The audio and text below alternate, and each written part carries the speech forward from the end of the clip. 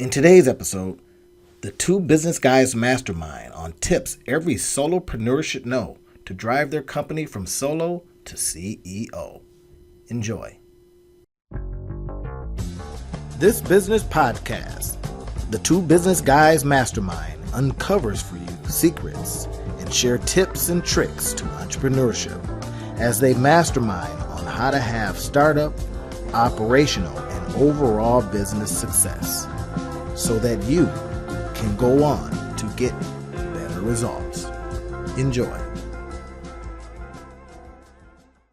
So Rob, welcome, man. You know, the two business guys are probably arguing today a little bit because but we hope that this what Rob and I talk about and what we kind of disagree on sometimes is of benefit to you. So in our mastermind today, we're going to be talking about this solopreneurship versus entrepreneurship. We're going to be talking about this employee that's transitioning to entrepreneurship, right? And, you know, so I'm kind of from the field of, I like doing things myself. Now, this is, I got all kind of degrees, and my master's degree, Rob, is in organizational development, right? Going into companies, figuring out what's wrong and fixing them. Yeah. But man, let me tell you, unless there's some kind of emergency, the resistance you get. Yeah. Right. And I would go into these companies and you'd see sick areas and it just gets disturbing. So I said, you know what? Maybe I like playing, let's use a sports analogy here. I like playing tennis versus being a part of five other people on a basketball court. I like that. That's a good analogy. Because it's you that decides the success, right? But let's get into this a little bit. What, you know, let's talk about the employee to entrepreneurs. Can employees become entrepreneurs? Yeah, and I think that's a very important way for us to kind of frame this conversation, because the idea is, right, how do you go from working for somebody else to doing something different? Right. What are the other things that are out there? I know that a lot of our listeners are kind of, you might have, you know, a little things you do on the side or whatever, but most of our listeners probably have, you know, a full-time job that's paying the bills, if you would. And they're in this space trying to move to a place where they can have a business that takes care of their bills. Right. And I know one of the big questions that a lot of people have is like, how do I make that transition? How do I change from the employee mindset to the entrepreneur mindset? And I think that's one of the things that you and I will definitely agree is you have to understand the concept of value and value transference. You have to understand how to look at what are the problems that are out in the marketplace and how can I do something to bring value to the marketplace. That's the first thing that you have to be able to do, because, you know, Randy, when you and I help entrepreneurs, one of the biggest things that entrepreneurs struggle with is communicating the value of the thing that they're doing, communicating the problem that they're solving so that people understand it. And if you can't get that part first, right? If you can't look at a problem, see a solution, and be able to communicate that you have the solution to the people that have the problem, you're going to struggle in business. The value transference. Exactly. I love that. Value and value transference. And so that's, I think, the first thing in becoming an employee or transitioning from employee to entrepreneur is understanding that you are responsible for communicating the value and for initiating the value transference cycle. Whereas, you know, a lot of entrepreneurs, I know that they think that being good at something is good enough. And it's like, no, being good at something is kind of a necessary requirement, but it's not going to sell itself. Sure. Yeah. Right. Like, people aren't just going to see the value of what you do.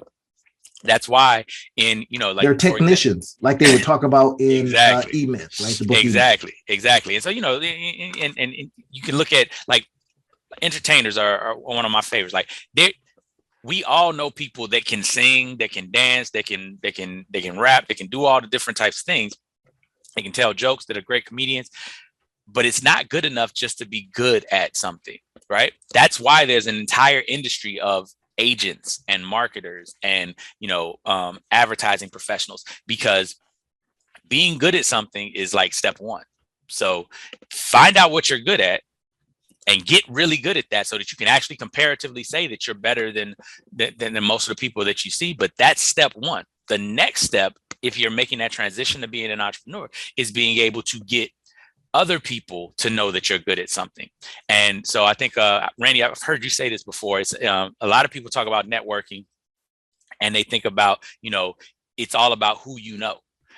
But when you really get to understand how to make that transition and how to be a business owner, it's not really so much about who you know as much as it is about who knows you. Mm-hmm. Yeah. Yeah. And sees the value in what you do. Now, we just came from, I don't like to talk too specifically about where we were because, but, we were at a networking event, right? And now I've used to abhor networking events. And I'm gonna tell you why. It was because they didn't do anything. Right now, don't get me wrong. You're in the room rubbing shoulders with people. You might meet one or two people, right? And the networking event itself, to me, fell flat because we didn't do the kind of energy or value, prospecting or transference or sharing that allowed other people to see that I could be the person that could solve that one piece of their puzzle, right? And they for me. So the last one we went to, I said, look, if we can't spice this thing up, I'm leaving. Right. And that's why I introduced to them this little game that got people in front of multiple people. And it took the stress off. It was like, hey, let's come over here and find my match to what I have on my card. I got another one that I do for like live things pre-COVID, right? That even did it even better. No name tag. And it was about no name tag. It was about, let me tell you what my business does. So when you look at this, right, instead of saying, oh, hey, here's his name, you can immediately see what they do and then start speaking around it. So you do this. It skipped the question, what do you do? Right? It becomes, hey, let me see the value right here of what you do. And then to say, it allows that person to say, hey, I may know somebody. Yeah. But we talk a lot about different books, right? We talk about, and I think it's a good conversation to bring into solopreneur, entrepreneur, employee, entrepreneur conversation we're having today. Now, you talk a lot about E-Myth. I do too. I love it. But you also really get into Robert Kiyosaki, right? You love how he builds what he builds. Right now, the cash flow quadrant, bring that out, bring what he does, the way you like him building his businesses to this question of solopreneurship versus the entrepreneurship or employee and entrepreneur. Yeah, I think that Robert Kiyosaki is the best person that I've seen lay out kind of the transition that you have to make in thinking about money in general, right? Most of us come to the money conversation from the old history that we have, been inculcated with from, the greatest generation forward, when the explosion of the middle class happened. And what you learned back then was go to school, get a good job, and then work, and you'll retire. Now, that started to shift about, the late 80s, early 90s to where people were starting to work multiple jobs instead of working for a place for 30, 40 years. There are very few people that, that work for companies for 30, 40 years, unless they're kind of in the manufacturing space. And generally those jobs, the problem with it is those jobs are heavily labor intensive and they're not tremendously highly paid. So it's more like, can you suffer 30 or 40 years, not get a good job? Hey, been there, done that, 30, 40 years. For a lot of years. Exactly, right? And I do a lot of consulting in the manufacturing space. It's not saying that those jobs are bad, but it's just understanding that the first part was get a good job. And how we define good jobs is a very interesting thing, right? Back in the 60s, the 50s, 40s, 50s, 60s, and 70s, a good job was a high-paying job. You work at General Motors, you were one of the highest paid people in the neighborhood, right? You work at a manufacturing company now, and you might be making $20 to $25 an hour, right? And so that's something that we definitely have to pay close attention to. But one of the things that Robert Kiyosaki talks about in the book is that there's 4 quadrants. There's 4 basic ways that people make money. And so the entrepreneur quadrant, we understand that's the way where you trade your time for money. You only make money when you show up and put your time in, right? That's what most of us are used to. Right.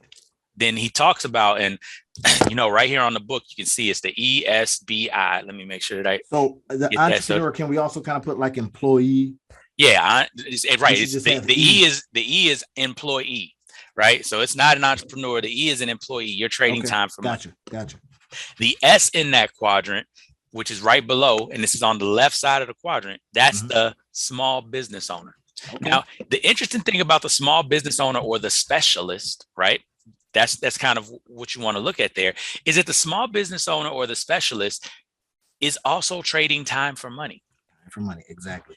The whole thing about it, and I'm a retired lawyer, so when I was in the legal field, I was a specialist, right? And even in the works, and this is where we get into the kind of solopreneur versus entrepreneur question, right? Most of the people who go and say, I'm going to do this on my own. So if you think about realtors, if you think about dentists, if you think about doctors, if you think about artists, if you think about entertainers, the big thing that you want to look at is you want to look at your business and you want to say, how do I determine if I'm a solopreneur, if I'm a small business owner, if I'm a specialist? The basic way for you to understand the difference between a solopreneur and an entrepreneur, in my understanding, is this: a solopreneur, a small business owner, a specialist, if they don't show up, they don't make money. Right. Trading time for money all over. They're still trading time for money. The difference is they're trading time for a lot more money, right? And that's great. Like, that's not a bad thing. Like, I remember when I was a teacher, I was making a salary of about $20-some an hour, right? My first year as a consultant, I was making about $60-some an hour, right? So I'm making a lot more money, but I'm still, if I don't show up, right? I'm doing consulting by the day. I'm doing all the rest. Like, if I don't show up, I don't make money. Right. Yes. Right. Yes. And that's the big issue. That's the big thing. And that's the transition. So on the other side of the quadrant, just to finish it out, we've got B and we've got I. So again, if you see the quadrant right here, you see he's got the B and then he's got the I. Now the B stands for a big business owner or a business systems owner. And then the I stands for an investor. Now, the interesting thing about when you jump onto the other side of the quadrant, Robert Kiyosaki talks about the fact that when you jump on that other side, you're not trading time for money anymore. You've built something, some systems. You've built something. Yep. You've built assets that your time is irrelevant to how much money you make. Correct. You can go away and not look at it and make money, right? And you and I know this from the investments that we have and different things like that, right? Like, I love when I go into my little stash account and I look at my stocks and I'm like, oh, I made money. Yep. I haven't looked at it in 2 months, but it's improved. I haven't done anything. I haven't paid any attention to it, but I've gained money, right? When we doing investing in real estate, things of that nature, when you have assets, the assets are making money for you. So that's where ultimately where you want to get to. You want to get to that point where you got just investments and assets that are making money and you ain't even thinking about them. And Randy, you talk about this a lot when you talk about, owning digital real estate, right? Where there are things that it don't matter. You ain't even looking at it, right? Yeah. Same concept. You build businesses, right, that you don't have to show up at. Now you show up for that time period. And that's the difference between the B and the I, right? The B and the I, the big difference between the B and the I is that the B, you build something. You trade your time to build an asset, and then that asset turns into something that pays you and grows without you being there. And you have a system, right? And you can even hire people. You can bring people in. You have other people working for you. So you're using their time and it's making you money. And then finally, you have the I quadrant where it's literally, I'm going to pay money. And that money, I always like, Kevin O'Leary on Shark Tank. He's a very interesting character, right? Like he's got all his ego stuff and all the rest of that. But he says one thing Mr. on there. Wonderful. Yeah, Mr. Wonderful, quote unquote, right? But he says one thing on there, right, that I love. The imagery of this analogy is the best way that I've ever heard it, put forward. And he says, I think I look at my money like it's like they're soldiers, and I send my soldiers out to go capture more soldiers. So they go out, and when they come back with more soldiers to go and do more work for me. And every time I send them out, I'm expecting them to come back with more soldiers. And that's the whole idea. You want your money going out every day and bringing a friend back, right? And once you get to that point, you literally can send money to the stock market, send money to investing in a business, send money to whatever it is. And then now that money that you just sent out is going to come back with more money. That is the ultimate goal. That's so much fun, man. I wrote a book. No, I started writing a book. I outlined it actually, called "Why Doesn't Your Money Have More Friends?" Right? And then I get into it. It's, money management from a layperson's perspective, right? Why doesn't it have more friends when you look in your wallet? I mean, I had a picture of the wallet that was, had a couple friends in there, but not the right friends. And then the reason it doesn't is, and I start speaking on that, right? It is because somebody's coming in and taking it because you owe money, a lot of debt. Why does it have more friends? Because you're not doing things, creating these soldiers you talk about that goes out and gets more soldiers so y'all can fight the battle of success money-wise better. Versus, and doesn't that get into the solopreneur, right? And again, I kind of tweak a lot of things, right? The solopreneur approach. In other words, I can get an idea based on, whether a lot of people are looking for it and spin up a business to address that idea. Yeah. Right. And I can spin it up, put it out there, do some content marketing around it, et cetera, drive traffic to it, and inbound traffic and outbound traffic. And then because of that, set it and forget it. Exactly. Right now, that becomes that one piece of digital real estate, that asset. Then I can get all ideaed about something else and go, hey, wait a minute, that's interesting. I'm doing some stuff in the crypto space. I'm doing some stuff in the DAO space and stuff like that. So I'm like, I can go get a domain or buy a domain, spin up some business, put some traffic to it, see what I can do around it. And I'm going to tell you, Rob, this has made me the happiest in these last, years I've been doing this. I've been the happiest I've ever been. Right. Because I don't build a business or create business to live. Right. I build businesses, to create business to have a life, asset, and an interesting life. Exactly. Right.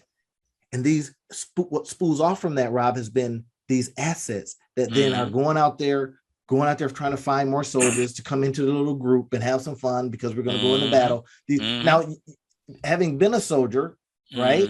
Marine, Marine, I understand however y'all call yourselves. Okay.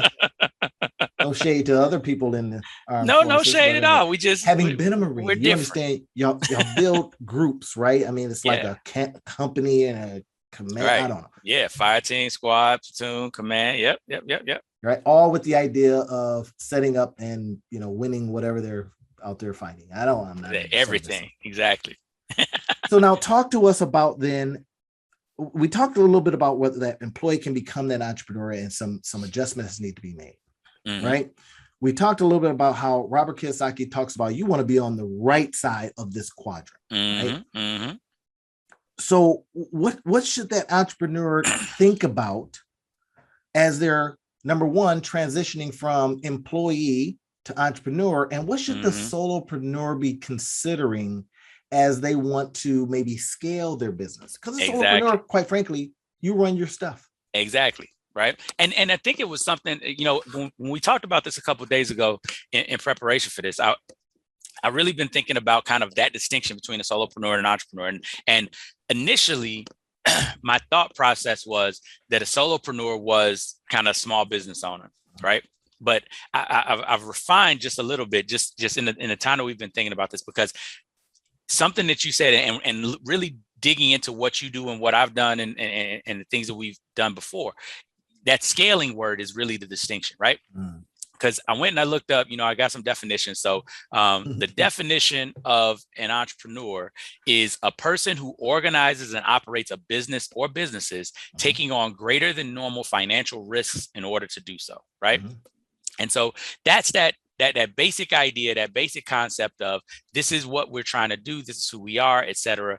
And then entrepreneurship, of course, is the activity of setting up a business or businesses, taking on financial risks in the hope of profit. So the interesting thing about a small business owner is that, yes, they are an entrepreneur, but there's levels to this thing, right? And at the most basic level, a small business owner is somebody who says, I'm going to bet on me that I can do this job and gain the rewards of doing this job better than working for somebody else and making them a whole bunch of money for me doing the job. Now, that's like a level one entrepreneur. Like you stepped out of like, and if you think back, like go think about merchants, think about people that, do stuff at pop-up shops and the little, like flea markets and all those different types of people that basically they take their wares and they say, you know what, I'm going to spend 8 hours today, but I'm going to make $100 an hour spending 8 hours today instead of me spending 8 hours and making $15 an hour or $20 an hour for somebody else. Yes. Right. Like, and that's an important shift. That's an important dynamic to realize that our time is more valuable than when we are giving it to somebody else. But there's a risk that goes along with that, right? Like we're taking on the financial risk of, I'm going to spend 8 hours a day and I hope to make $100 an hour. Right. However, I could spend 8 hours a day and make no dollars an hour. Opportunity cost. Exactly. Right. And so when the first thing that you have to realize when you're making, I think is when we're making the transition from employee to entrepreneur, you are taking the risk of you're giving up certainty, right, for potential gain. And that's something that we have to mentally be comfortable with, mentally be prepared. Certainty. I love that. Because I've been talking to a lot of entrepreneurs that are transitioning back into the workforce because, and quite frankly, it's mostly people that are married. Seriously, it's mostly people that are married and someone in the household is afraid. Yeah.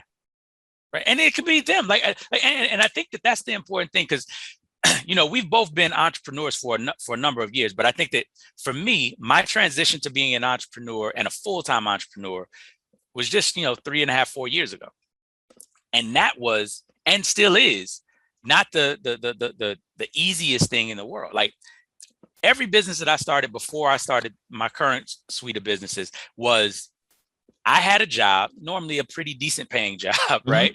Like I would think being a lawyer pays pretty good. You know what I'm saying? Right. Like, and even before that, when I was a teacher and I was coaching, like I was, a single guy in his 20s, I wasn't making a whole bunch of money, but I was making good enough, a good amount of money. And I'm doing this work and I also have a business on the side. So all of the financial risk of starting a business was really like, am I going to go to the movies this week? Or am I going to, put money in my business? Like, it wasn't really like, am I going to eat? You know what I mean? It wasn't, am I going to be able to pay rent? I understand completely. Right. And so that's a different scenario and that's normally a transition that people can make easier. Right. Sure. Yeah. Because it allows you to see some of the stuff. Right. It's kind of one of those things like you don't have to feel like, and sometimes people feel compelled that they got to jump in with both feet. And it's like, well, pause. You need to understand a lot about this game, right? And everybody that you look at that talks about when they jumped in with both feet, go look at before they jumped in with both feet and hear the parts about the story where they tried this or they tried that, but they had a safety net, right? Sure. Yeah. So some people started businesses when they was living with their parents. Guess what? They ain't paying rent. They living with their parents, right? Some people started businesses when they had other jobs. And so they work, even if it's a part-time job, right? What you have is you have somebody else that is giving you certainty and security of, I show up, I get paid. So I can go and now spend this other time over here in uncertainty. And I can start getting myself acclimated to uncertainty. But I can tell you when I made the jump fully to uncertainty, right? There is a little bit of that longing for certainty every once in a while. Like even now, having built a 6-figure business and I have employees now and I have all the rest of that, I look at it sometimes and I'm like, man, what if I did get some C-suite job, making a couple $100,000 a year and just chilling, right? Like, I mean, the job would be difficult, but so is running a business, but I would have the safety, the security, the certainty of this. Now, the key is that it's an illusion of safety. It's not even a number. It's an illusion of safety, right? Like you saw what just happened with COVID. Like there was a lot of people that left their jobs, but there was also a lot of people that got laid off from their job. Yeah. Hey, my wife experienced that same thing. It made her jump into entrepreneurship. Exactly. Right. And I think that so it's important for us to kind of help people to understand if they're trying to make that journey or looking at that journey from employment to entrepreneurship. I personally want to dispel the myth that it's like a one-way journey, right? Like there are steps, there are stages about this. It's kind of like when you think about kids learning to walk. It's not like you go from crawling to walking and then you never crawl again ever, right? No, it's a process of kids stand up, they take a couple steps, and then they fall because that's where they're comfortable. And then they crawl and they go whatever, and then they stand up and they take a couple more steps, and then they fall. But eventually, they get the confidence built up in themselves and the stamina to walk. And then you learn to run, and then you learn to run miles. And then if you are crazy enough, you learn to run a marathon, right? Like, and I will tell you that running a marathon is just the same thing, right? Before I started training for my marathon, I had literally the longest run that I had ever done that I had clocked was probably about 7 to 9 miles, right? Now, there's some other runs that I might have been on that were longer than that, but I don't recall ever running that long. They didn't let us have watches and all the rest of that stuff. So I might have run further than that, but I didn't know I ran further than that, if that makes sense. But 7 to 9 miles. Now, going to do a marathon, 26 miles. That's 3 times longer than what I've done before. So I didn't go out and just go, all right, I'm running a marathon. Let me go run a 26-mile training run. That's not how it worked, right? You start off small and you're doing 7, 10, then 11, then 12, then 14, then 16, then 18, then 20. And this is over time, right? And so I want to give kind of our entrepreneurs a little bit of comfort in understanding that you don't have to make this all in one jump. The transition from solopreneur to entrepreneur, like go read the stories of the people that you really are excited about. I mean, even look at Jeff Bezos, look at Elon Musk, look at any of the people that you think are like amazing at this stuff. And what you will see is they tried a little bit and they did something else. They tried a little bit, started, was working for someone, changed it up, right? Exactly. A few people come into your deal. Byron Allen had a show nobody watched. It was late night. Right. I caught a couple episodes and I thought, this guy's not that funny. He was building a business. Exactly. Right? And now he's, worth, hundreds of millions of dollars. And that's the whole thing. And I think sometimes we get this idea, like this overnight success, all the rest of that. Go actually read the stories of anybody you think is an overnight success. And you'll see that there was a whole bunch of getting acclimated to this new world. And then they jumped into the new world, but it was because they were ready. They were there, right? Even you look at Kobe Bryant, right? Like everybody's like, he went straight from high school to the league. Yes, he went straight from high school to the league. However, all while he was in high school, his father, a former NBA player, would take him to different camps and would get him workouts with different NBA teams. So he had been playing with NBA talent way before he ever was going from high school to the league. Right. But a lot of times we don't realize that. So I know that we went off on a little bit of a tangent with that, but I want people to not feel like this journey is like all or nothing, or like they've got to do that. So talk to me a little bit, Randy, because I was really impressed about your concept of digital real estate and how you do what you do. And and one of the things you introduced scaling. I want you to talk about what were some of the issues that you've dealt with as a solopreneur who figured out how to build business systems, right? You don't just have a job. You don't have to just show up so that you get paid. That's one way that you get paid, but you have other business systems that you built individually. But talk about some of the frustrations that you've been having with building your business systems individually. The biggest one is one that I constantly deal with, right? And it is, and I put it up on the board because on one of my boards, because I'm going to deal with it probably by creating something around it, right? And it is failing under the weight of your own ideas. Right now, I read that in a book and it was like, oh my gosh. And they were talking about how companies that were successful companies, but they were failing under the weight of their own ideas. And as I started thinking about how that's affected me, because I run in a solo manner, right? Because I create these digital properties. Now I can create something and I can put it out there and see if it works, right? And if it doesn't work, but while creating, 50 more ideas come.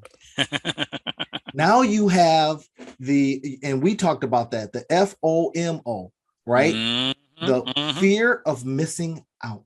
Yeah. So when you get this idea, this kernel of something that kind of, and you go, hey, I can spin something up, and it's got to bring its own money in, blah, blah, blah. Right. So I don't necessarily need a lot of intensive capital because I build digital products now, but you get so many ideas. Yes. I'm not even going to show you guys, but I have, and I like to do stuff, manually sometimes. And I got stacks of ideas, and I can pull out 4 more of those stacks, and I can go to some cupboards here that's got more ideas. Now get this, failing under the weight of your ideas, it puts you in a position where so much good stuff comes.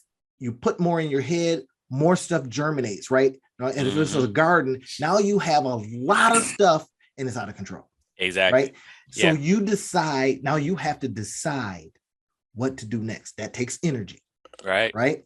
And then, of course, if you decide on this one, what about that one? So I created, literally to address this, I created a company that would capture the ideas, spin the ideas up, and put them out there, in the field, if you will, to do what it do, right? To grow, to spread around, whatever it takes, right? So I created that company to try to contain it.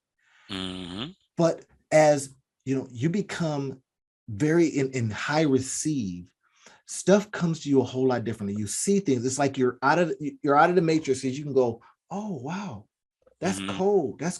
You can see things differently. And now, as a result of that, you go, oh my goodness, I just came up with another combination of possibility. And then you can't spin it up because you're in the middle of something else. Exactly. So then it becomes, is this a question of new shiny thing syndrome, which becomes the weight. Yes. That comes to, that's happened to me. That's happening to me right now. Yeah. Right. So I'm saying I need to go faster. And then what Rob said to me the other day, and this is where the argument comes in, right? He says, listen, man, let me work with you because of the work that he does to, contain all that, to, quiet the chaos so you can thrive despite it. Yep. Right now, solopreneur, I'm like the person that plays tennis, right? And I'm going, I'm not being a part of no team. Although I do these collaborations with the idea, and I've got 4 or 5 collaborations going with the idea that I can spread what I'm trying to do if that person also is in that space and they needed that extra person. And that's the funny thing, because what we've talked about so often is how you jump into these collaborations and you're going 100 miles an hour, and the people that you're collaborating with are maybe going 50. And so you get this feeling like, come on, come on. Exactly. Right. And it's so important because, like, again, this is what I do. This is what generally the space that I work in. And so this is what I hear from entrepreneurs all the time, right? Like, my first book that I wrote, Why Can't People Just Do Their Jobs, right? Like, that was the whole concept of the book. It was so many managers, so many leaders, so many people feel like they're working with people who just can't keep up, who just can't be on the same level as them. And there's a saying that they have in the Marine Corps that it's so counterintuitive, but it makes so much sense. And when you see it in action, it blows your mind. And it says, slow is smooth, smooth is fast. Say that again. Slow is smooth, smooth is fast. Man, that's got to sink in, everybody. So, hey, right now, what do you guys think about this? Do you go, these guys are full of canal water, right? Or are you saying, hey, this makes sense. This is me. Put something in the description field, send us a message, whatever you got to do. If you agree that, you have to have some systems in place if you want to transition, whether you're from an employee to an entrepreneur. And you also need to perhaps be thinking about the scalability of what you're doing if you're a solopreneur transitioning or wanting to go to entrepreneurship. Now, solopreneurs, I'm with you. I'm in your camp. Why? Because I don't like people messing with my stuff. I'll give you an example. Now, I do take on clients sometimes, right? Because it might be a field that I don't know about, I'm interested in. Again, remember, I create businesses to have a interesting life, right? To have this this fun stuff, this less stress and all that good stuff, right? Instead of just to live. So I'll take on clients from time to time, but man, let me tell you, clients can become Headaches. right. You do something really, really well, and then they come in and says, yeah, I want to make a tweak to it. Now you're saying, based on my experience, right. I like to say I'm having a Don Draper moment. Right? If you remember from Mad Men, how the talent will go do the thing, and then they have to be reminded, yeah, but company owns the thing that's paying you to do the thing. And his thing is, get out of my way and let me do what I know works. Yeah. And we will go and have a good relationship. But oftentimes that's not, for whatever reason. Yeah. No, that's a transition from when you came from an employee where you just were, kind of the cog in the wheel, if you will. Now you're going out and saying, I know how to do some stuff. You're the technician, right? And then you're doing a thing, and then you do it for someone else, and they go, yeah. Not really sure if I want it that way, right? And you're the expert, right? Like you're the person who is the specialist. And the thing that I want to push back, and for all of the solopreneurs out there, for all of the kind of Frank Sinatra's "I Did It My Way" is your theme song. Here's the thing that I want you to think about. Understand that you're the bottleneck. Right? Randy was just talking about ideas. Failing under the weight of your Failing under the weight of your ideas. And the reason for that is because you only got 24 hours in a day. Like, no matter how prolific of a thinker you are, it doesn't matter how fast and efficient you become, you have 24 hours in a day. But here's the beauty of being able to build a team. Here's the beauty of being able to work with others, right? Like, for example, Michael Jordan never scored more than 69 points in a game. The Chicago Bulls routinely scored more than 100 points in a game. Let that sink in, y'all. Right? Solopreneurs, let that sink in. When did he start winning championships? Exactly. Right? Kobe. And that's one of the things that you got to start thinking about in this space. And this is the difference. And this is what Robert Kiyosaki talks about as far as the concept of a big business, right? Now, and this is where solopreneurs can have a big business, but here's the question. Is it the most efficient way to have a big business? Is it the most effective way to have a big business? Is it the most scalable way to have a big business? So I want you to think about all of the people that you can think of that are, uber successful in your sphere. Now, they don't have to be the Tyler Perrys and the Elon Musks and the Bill Gates of the world. I want you to think about your friends or your peer group that's making mid 6 figures to 7 figures in their business. Something that you'll start to notice about all of those people, right? Because there's a whole bunch of solopreneurs that are making enough money to take care of them and their family. Like if you're making 6 figures in your business, right, you're good for the most part, right? Like you're bringing in enough money. You're living upper middle class, right, in whatever you're doing. But here's the thing. How do you move to that next level? How do you get to the upper 10%, upper 1% of income earners, of wage earners in the country? And the thing that you got to realize is you've got to increase capacity. And you can't, and now I teach people how to be more productive, how to get more stuff done in a day, right? How to thrive in chaos as an individual.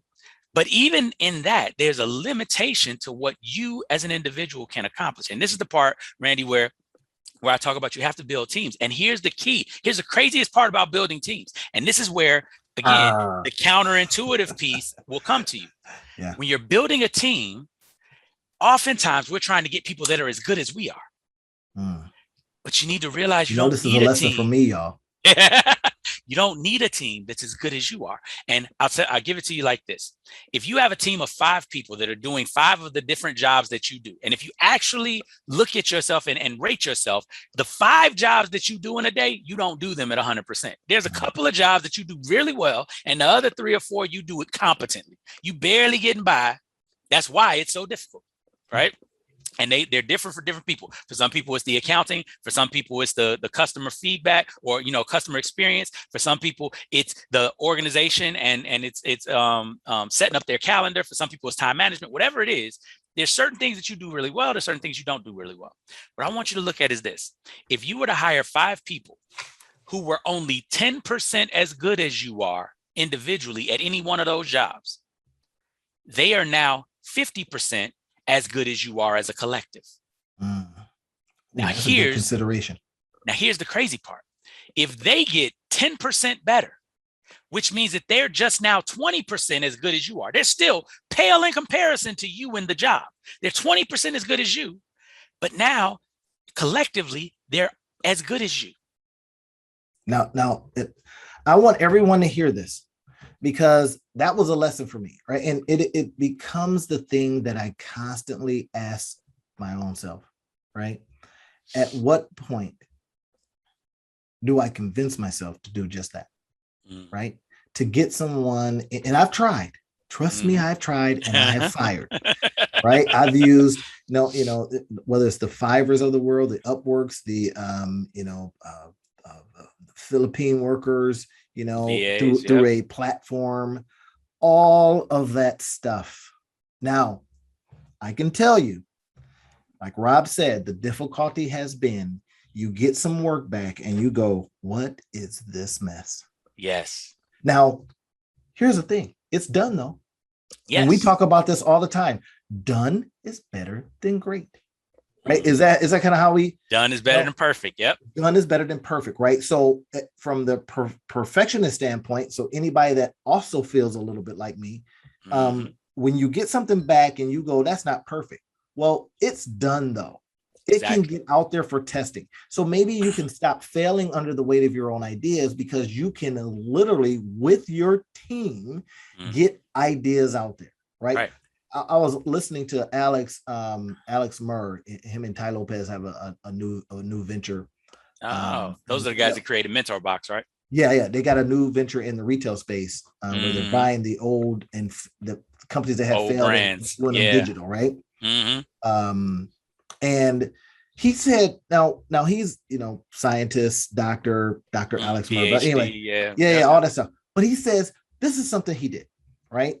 He says he and his team would create a business a week.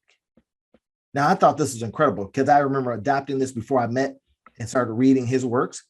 And I did the same thing. I said, I'm going to be launching one product, one idea, in essence, one business a week for 52 weeks, so that I can get my, and because I was doing it in digital space, I could do it, right? And their job is to go out there and try something. Now, this is before I met this guy. And he says, this is why, because you don't know what will work. Yes. But something will work. Yes. So he and his team, I'm going to say that again. He and his team would do all of the work. He said, I think they would launch on Saturday. They had to do all the work. They had to go figure it out. They got to find out if they got a market. They got to find out if they got they get that minimum viable product. They had to do all that kind of stuff, right? So I says, now I had stopped doing that because it got overwhelming. So many people were like, man, I can't keep up with all the stuff you're producing. Right. And then I don't know why I let that affect me, but it did. You know what I mean? I didn't know if that was a negative or what it was. Right. And I'm thinking to myself, why am I selling to this person? I'm not selling to this person, but I got away from it. Right. But I was very, very happy during that time. Yeah. Right. Now, I didn't have a team and was doing that. I'm really starting to change my mind about that team perspective, right? And Rob says, hey, look, I hired them, I'm paying them, they're going to be doing that. Right. So I'm like envious, right? And then at the same time, I'm kind of going, yeah, I don't know. Yeah. And I can tell you that I don't know if I want those problems. Right. And that's the big thing. And I can tell you, like, I don't talk about it like it's the easiest thing in the world. It's not. There are going to be times where you're going to be upset. There are going to be times when you're going to be like, I told you to do this and you didn't do it. But here's the thing I want you to think about, because here's just like when we were talking about making the move from an employee to an entrepreneur, right? A lot of people think you got to go and make the switch and now I got to do everything team. It's like, no. What you need to do is you need to learn how to lead people and to see that growth. Because this is the thing that most people don't pay attention to. Say there's a task that it takes you an hour to do, and you have to do that task once a week, every month, right? That's 52 hours a year that you have to do that task. Let's say it actually takes you 10 hours to train somebody to do that task. That 10 hours feels excruciating. That 10 hours feels like, oh my God, when are they ever going to get it? Right? But this is what I want you to pay attention to. You're investing 10 to get back 52. Okay, guys, now we can probably do some subtraction there, but anyway, yeah, you get back some of that time. It's so interesting, Rob, something you did the other day that speaks right to that, and something I did yesterday that speaks opposite of that. Right? Because diving into something that seems interesting, like I say, it was in the NFT space, creating DAOs and all that kind of stuff, right? Went and bought some domains and all that kind of stuff. And I spent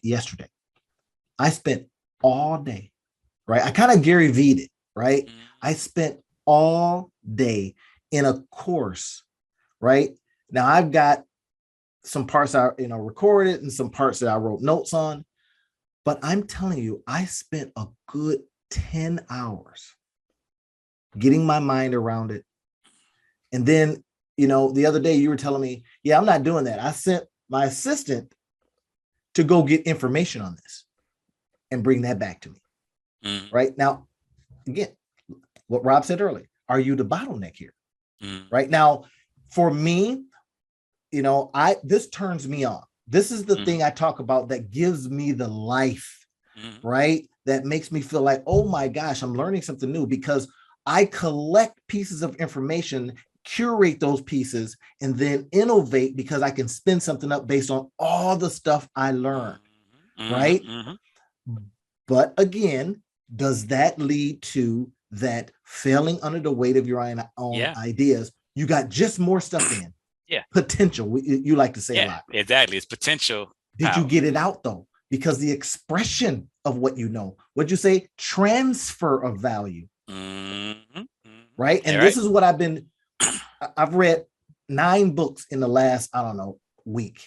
And I thought to myself, I used to read a book and then I would write notes on it and then I would spin it out, but I got other stuff to do. 10 hours bringing in information. Now I'm spinning something up. Yeah. Right. So I'm spinning something up. I wonder if I had a team, and I may even test this. You may get me to the point where I test this. Okay, I'm going to put X amount of dollars into this. I'm going to have a team, and we're going to jump through all these piles of ideas, right? And do them a little differently, find out if people want them, and we're going to spin them up that way. Can I get 52 instead of in a year? Could I get 52 done in 6 months? Right. Now, here's the thing that I will tell you. There's two parts to it. There's 2 parts to this idea. First of all, yes, I'm certain 110% that you can do that. You can save yourself a half a year by doing that easy. But here's the key. There's going to be, and this is what most people struggle with when they're making this transition. There is going to be the learning curve period where you have to learn how to communicate to other people the ideas that are in your head such that they can actually work on them. And that is going to force you as the entrepreneur to get more clarity on your ideas. Because right now, here's what happens. You have an idea and you can tap into all the different parts of your brain and you fix the holes when you start working. So part of the reason why it takes you as long as it takes you is because you're fixing the mistakes as you go, right? But here's the thing. And so when we talk about like what I did on Wednesday, Thursday. If we talk about what I did on Thursday, I have a product that we're getting ready to launch. Me and my team are getting ready to launch. I was doing a research project on what was out there in the sphere. I wanted to see different things, and there was videos and ads and all the rest of the type of stuff that I wanted to collate and get together. Now, I could have done that myself, and it would have probably taken me 3 or 4 hours to get everything, because I would have been looking at it, reading it, doing all the rest of the type of stuff, everything else. Now, I had a meeting with another colleague on something that I'm getting on a joint venture that I'm working on during the middle of the day. What I was able to do was to say, here's what I was going to do. I need this, I need this, I need this, I need this, I need this. And I could send my assistant to go and do that. Now, it probably took her an hour, maybe 2 hours, right? Because there's still some other stuff with the information that I needed to get that I'm going to do personally. But I saved myself 2 of those hours, and that work got done while I was doing something else. That's the big key. It wasn't that it just went away from me, period. But she gave me 2 hours that weren't in my day, that now I had a 26-hour day, whereas everybody else had a 24-hour day.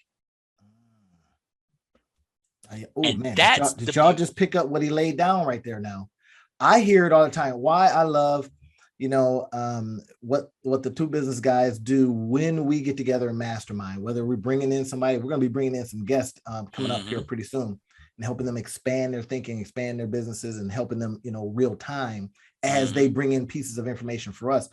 Is what I love about this is that, you have the opportunity to have your perspectives adjusted.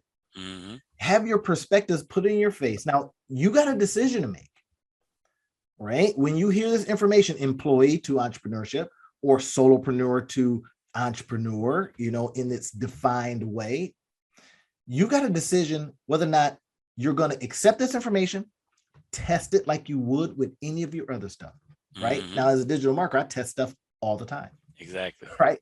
But yet, I won't test this. Now I kind of test it, but I mean, in a real sense, okay, let's see if we can do this team approach, right? Let's see what it does for me.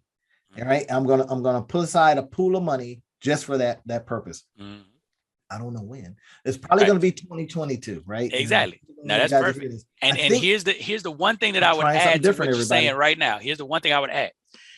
When you go to do this, new entrepreneurs or solopreneurs who have been doing it and killing the game, and now you're looking to scale. The one thing that I will tell you is this: don't believe that you have the skill set currently to run a team, because you have been operating as an individual, as a professional. And then when you made the jump to entrepreneurship, you were operating as an individual, and you are really good at operating as an individual. Understand you're going to need different skills. You're going to need a different mindset to operate as a team. It's not that you can't learn it, but don't think that you can just jump. Just like we said, most people are not going to succeed at the jump from employee to entrepreneur. You need to get acclimated to the water. You need to get yourself accustomed, right, to what's going on. Same thing. There are certain skills and certain things that you need to pay attention to. One of the things that I do in my book, Why Can't People Just Do Their Jobs, is I walk you through the process of moving from an executive type of leader, the person who is here's what to do and here's how I do it and follow me and just do what I do, which doesn't work in teams, to an empowering kind of leader. That's one of the things that we talk about in the book. And the reason that I point that out to you all is because oftentimes our expectation is that we're going to get on this and we're just going to be able to make it happen. That's not how it works. You got to give it that time for you to figure out how to communicate better to other people, because you've been spending the majority of your time as an entrepreneur communicating with yourself. Yeah. You're really good at that. Yeah. Otherwise you become that leader, right, that they write about when somebody gets disgruntled. Right. We hear about when somebody pokes a pin in your balloon and then other people come and stomp on it to make that air come out real fast. Exactly. Right? You become that kind of boss. Now, again, as a person that, has degrees in business and degrees in organizational management and all that kind of stuff, I used to see it all the time. Right. But and that was kind of one of the things that made me go into if I use this analogy again, tennis versus team tennis, or tennis versus basketball. Right. It's like I didn't want all these people around me, right? Because I wanted to go to the hole and do my layup myself. Well, that doesn't work all the time. It makes you feel good. Right. So here's the question for you guys, right? As we wrap this up, here's a big question for you guys. Again, subscribe to the channel. We're doing some really, really interesting things here. We've got more information that's going to be coming to you, stuff that we're holding back on. We've been kind of keeping it under wraps because, we don't want to put too much on you. But put in the comments how you feel about this. Are you planning on staying solopreneur or employee, or are you going to transition like 27 other million people are saying, I'm not going back to my job? Well, we know what's going to happen in about 3 months, don't we, Rob? Them bills start coming due and they're like, wait a minute. Yes. Unless we can get to them and show them some things, right? But tell us, what do you think about this? Are you going to stay solo? Are you going to stay employee? Are you going to look at ways and methods by which you can scale up if you're solopreneurship? Or are you going to look for ways that you can transition very well, very successfully from employee to entrepreneur, but not the one that just gave himself or herself another job? Exactly. Right. Rob and I really, really want to talk to you about that. Send us your questions, send us comments. we would like to build some content around addressing these questions, right? And this is one that we got from our own lives as you see how we do it. We kind of talk to each other and, you know, kind of challenge each other, and we'll listen, but then we kind of go, I ain't doing that mess. Right? But then you go home and go, you know, that might not be a bad idea. Right? And what I did was, for my own life, is just built things in a way that I could digitally, so that they can go out and, as Rob talked about from the soldier analogy, that they can go out and do other things, right? Win capture the war. Capture more soldiers and bring them back. You know, can your money have more friends? All that kind of stuff. By doing these things that way allows you to do that. But now I've started thinking about, as more of these things happen, because I've got about, I don't know, 20 or 30 different digital products out there, websites, you know, and I'm looking at those things and I'm going, hey, wait a minute, I got team 20 right now. I really need someone to manage that stuff. So if you're listening out there, from our listening audience, we might get someone that says, I like to do that, please. I love doing that, please. So call us up if that's what you're doing. You know, maybe this is a call for hiring. You're hearing this and you say, I think I can help Randy today. So you give us a call, right? Definitely. Business Guys Mastermind at gmail.com. You send me a message and I will look at it and look at your skill sets and, you know, help you if I can, because I love teaching. So if you got the great attitude, but maybe not the skill, I can show you the skill, but I can't change you and give you that attitude. So Rob, what kind of things are you needing in your business as we're putting this call perhaps to someone to help us? You know, what is it that you need? Or are you good with your team? No. My team is expanding this year. We've got a couple of things that we're working on. I know that over 2022, we're looking at bringing on a content editor. We're looking at bringing on a director of marketing and a director of sales. So if you have those skills, feel free to reach out to us, because we will definitely be looking to expand in those areas. So we're there it is. Doing some big things this year. I know Rob's heart, you know, he's got the heart of a coach, and I love coaching and teaching and all that good stuff. So just know, it's not with the idea that we want you to be an employee to the point where that's what you do, right?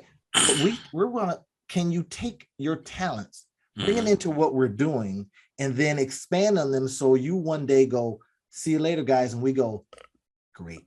Exactly. See you later. We have now helped another person go into their position and their situation, thinking the right way, doing the right things. That's where we're at with this, guys, as we close up, everybody. Rob, you know, what can we leave them with? We got about a half a second to before we go here. What can we tell folks right now that would just bring it all home? Right. So I think the biggest question that you need to ask, and this is the question I asked you the other day, Randy, when you're looking at the stuff that you have to get done, look at these things, right? There's certain group of things that you have to get done that need to be done at the level that you do them.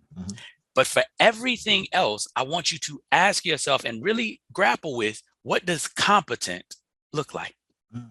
What does good enough look like?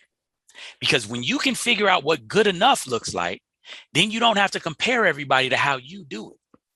And when you don't have to compare everybody to how you do it, now you can bring people on your team that love to do that thing at that level. And you don't have to do it anymore. But you have to first understand, what does good enough look like? So maybe it's managing your business, right? Maybe it's just making sure that all the T's are crossed and the I's are dotted. Maybe it's advertising. Maybe it's coming up with marketing ideas. Maybe it's copywriting. Maybe it's figuring out how to get vendors. Maybe it's research. Whatever the tasks are, figure out what good enough is. And if you don't know what good enough is, know that that's where your problem lies. It's not that you can't find people, it's that you don't have a defined vision of what good enough is. And so you can never find a person to meet that vision, because it's undefined. Wow, what you just heard, everybody, is the epitome of going from solopreneur to CEO. And that's our hope for you. Solopreneur to CEO. Yes. We'll see you on the next video. Everybody have a great one. All right. Take care, guys. Rob, I think that was great. This part is recording too. And I just want to say one last thing to everybody. You see how we're getting together doing these masterminds. Who is in your mastermind, right? Who is in there putting some good words, getting in your face when they need to, and just doing some of the stuff that we're doing. If you don't have a person, then maybe you want to send information to us that will be that person for you, because we want you to be out there doing a good book of business. All right, everybody, that's it. We'll see you next time. Take care. Have a great next week.